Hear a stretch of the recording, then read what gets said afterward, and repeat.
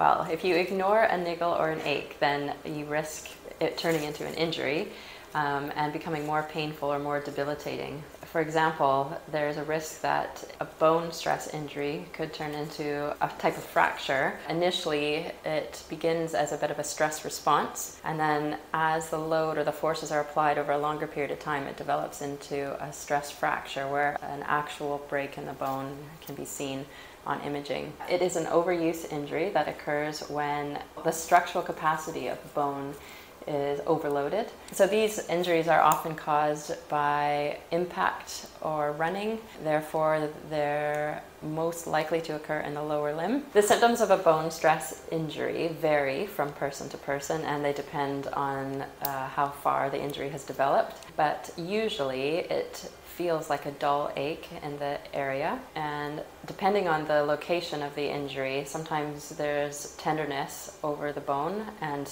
you can see a little bit of swelling.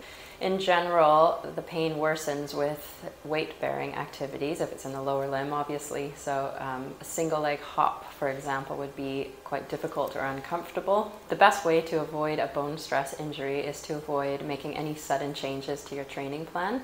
So, for example, if you're a novice runner, you should avoid suddenly running on consecutive days or suddenly increasing the volume of your running by more than 10 or 15% per week. Also consider preventative measures such as strength training or cross training, so include some low impact exercise into your routine. You may benefit from booking a running technique assessment with one of our physios just to help minimize biomechanical errors. Also, just ensure that you have a well-balanced diet that includes an appropriate amount of calcium and you're getting the right amount of vitamin D. If you suspect that you have a bone stress injury, it's important to book an initial consultation in with one of our sports docs or physios as soon as possible, because early detection is key and you want to get the correct diagnosis.